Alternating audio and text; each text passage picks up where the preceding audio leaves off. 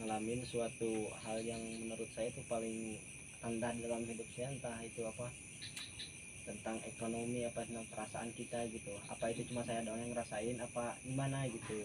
Sama aku juga pernah dulunya begitu, dan keadaan itu bingung, kita bingung. Iya. Nah, bingungnya gini, orang lain saudara, bukannya saudara ya, maksudnya teman-teman kita pada Teman-teman dekat iya gitu. pada menjauh Iya. ya kan. Kita bingung tuh. Ya itu mau umum lah, nggak siapa yang namanya berada di titik terendah mah kita kan manusia, Iya. istilahnya berada di lingkungan sosial. Nah kan setiap permasalahan itu pasti kan ada kunci-kuncinya, jawabannya ya kan. Iyalah, Nah, pasti itu mah.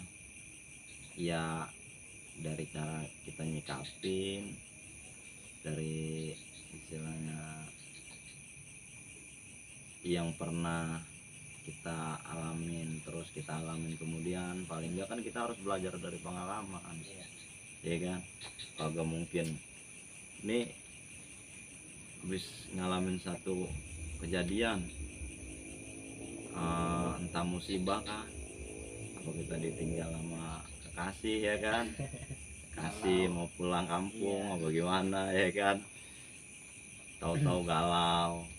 Nah pas begitu selesai masalah itu tuh, besok ada lagi masalah yang sama, bingung lagi. Kalau itu kan nggak belajar dari kesalahan, dari cerita. bukan dari cerita, dari kejadian yang pernah terjadi gitu. Ya itu mah umum, bahasa itu mah umum dalam artian bukan kita doang, bahkan orang-orang yang di atas kita pun sama pasti, mau yang berilmu kah, mau yang dia kaya ya kan, bahasa yang berilmu dia yang kaya, ataupun ya apalagi yang namanya orang susah mah udah kenyang dah ya kan. Iya, bahasa yang begitu mah lumrah, tapi itu pembelajaran buat kita, mental kita itu biar kuat gitu. Kalau dari segi psikis ya, ya psikologisnya tuh yang larinya ke mental, psikis ya. Dari bahasa psikis itu kita digembleng tuh dengan permasalahan-permasalahan itu. Nah, kalau kata ulama, itu pernah tuh dengar saya pembahasan tentang itu tuh. Itu disebutnya gini, ciri-ciri Allah, undangan dari Allah Ta'ala untuk hambanya gitu. Dari segi psikis ke mental, kita kuat mental kita baja, kita nggak kuat ngedown, mental kita tempe. Itu kalau dari psikis tuh, psikologis ya. Iya, dari psikologisnya gitu. Kalau dari segi keagamaannya, itu ulama katakan salah satu contoh undangan dari Allah Ta'ala untuk hambanya itu ketika hambanya dalam keadaan yang terpuruk, berada di titik nol, titik yang paling rendah ya kan. Berada di mana titik yang paling rendah itu harus berbuat seperti apa gitu. Kan banyak kan sekarang orang gini, buntu pikirannya ya kan? Buntu pikirannya. Kalau dia belajar tentang agama, larinya sama Allah Ta'ala. Sebab Allah Ta'ala itu sandaran terakhir bagi seorang hamba ya kan. Bagi seorang hamba Allah itu sandaran terakhir kalau yang belajar. Tapi kalau yang kurang tentang pengetahuan agama, bisa larinya ke obat-obatan, minum-minuman, gantung diri lah segala macam. Bukan kita ngomongin kejadian orang yang pernah kita lihat, bukan, tapi umumnya begitu larinya. Salah ngambil jalan dia. Iya, nah tinggal kita nih mau gimana nyikapin keadaan itu. Jangan sampai keadaan yang akan datang ketika terulang, ketika keadaan itu terulang, kita berada di titik rendah, kita lari lagi tuh ke situ, hal yang buruk. Nah sekarang kita obrolin nih, barangkali kepake, mudah-mudahan kan gitu. Ya, bahasa itu undangan dari Allah Ta'ala untuk hambanya. Kita ambil contoh gini, kita pernah dalam satu keadaan yang seperti itu, terpuruk. Yang kita ambil umum aja ya, ekonomi. Iya. Ya kan? Ekonomi. Ketika kita berada terpuruk dalam ekonomi, pikiran kita kan ngaco tuh, otomatis itu mah ngaco tuh, tinggal iman tuh. Kalau memang imannya kuat, sandaran terakhir di Allah Ta'ala, yaitu. Nah disitulah yang disebut undangan. Ketika seorang hamba meminta dengan kesadaran pikiran dan kerendahan hatinya, dia tundukkan serendah-rendahnya kepalanya menghadap atau meminta kepada Allah Ta'ala. Di situ Allah merasa senang. Bahwasanya apa? Allah mengundang, hamba itu menyambut gitu. Jadi apa bahasanya? Ini Allah ngasih ujian nih, diuji nih kita seorang hamba dalam keadaan ekonomi yang terpuruk. Si hamba ini ada imannya, dia tahu tuh ya, mau lari kemana gitu. Itu dia minta tuh Allah Ta'ala. Sholat dia kerjain lagi ya kan? Dari orang sholat dia kerjain lagi sholat, dia kerjain lagi ngaji Quran, dia baca segala macam tuh yang tentang kebaikan. Sampai di situ mentok, dia berdoa sama Allah Ta'ala. Nah, di situ Allah senang. Karena apa? Aku mengundang kau hadir gitu. Yang dikhawatirin itu murkanya Allah Ta'ala tuh. Gitu. Makanya kita bersyukur kalau dalam keadaan kita sulit dari hal ekonomi atau yang lain, kita larinya ke Allah Ta'ala, itu kita bersyukur.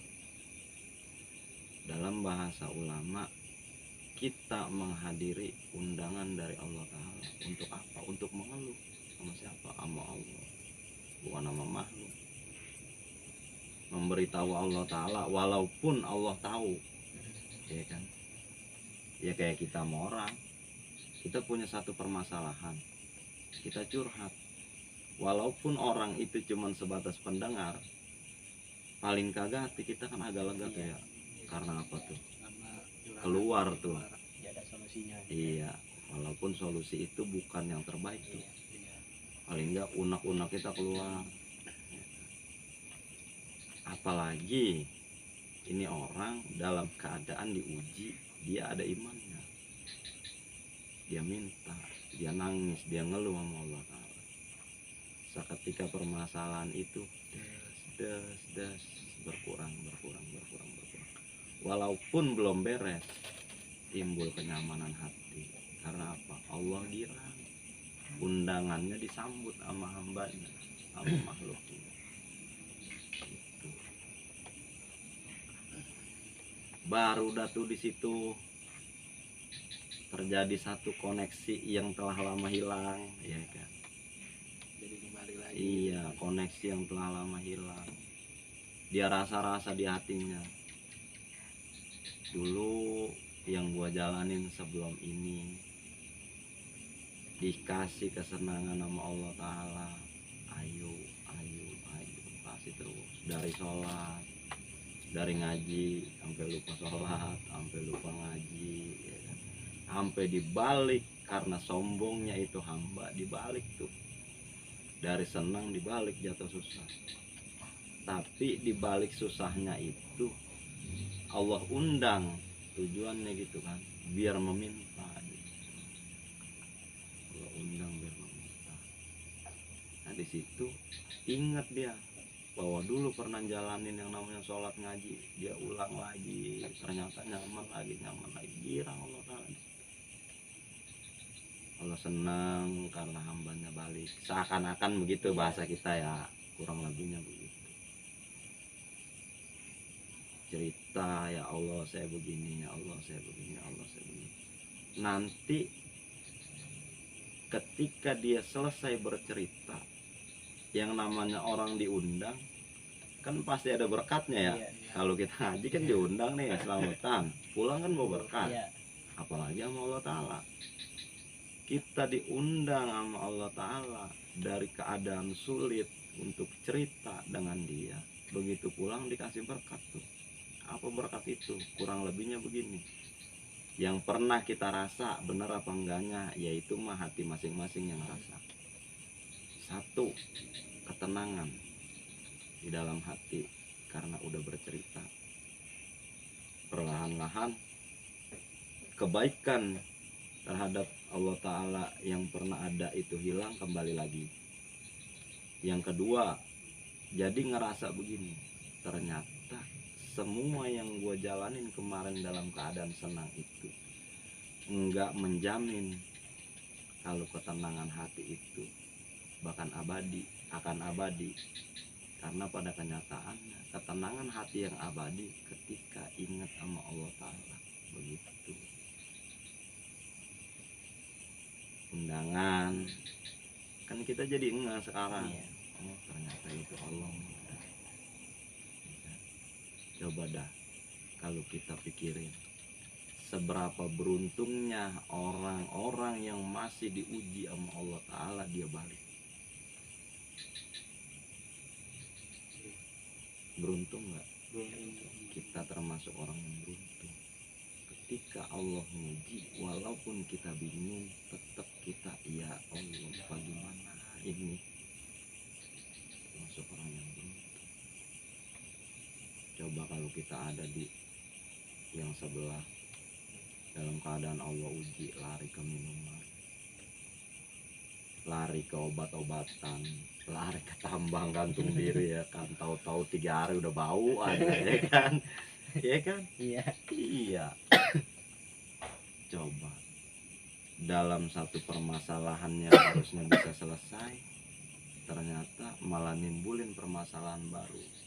Karena apa? Tidak menghadiri undangan daripada Allah Ta'ala tuh. Karena sudah sebegitunya ditutup hatinya sama setan. Jadi begitu kita mau bersyukur. Pasti dikatakan salah saat istilahnya orang yang beruntung, sesulit apapun masih balik, masih ingat sama Allah. Gitu. Kalau seandainya itu yang dulu kita alamin susah, tapi kita ingat Allah Ta'ala, kita paham. Ternyata dari dulu itu kita udah paham. Cuman cirinya doang yang kita nggak tahu gitu. Cirinya itu Maksudnya ini apa sih gitu. Ternyata ketika seorang hamba diundang oleh Tuhannya Allah Ta'ala, yaitu dikasih ujian dan balik meminta sama Allah Ta'ala, merasa mengakui kesalahannya dan meminta jalan keluarnya, begitu kan kita jadi paham.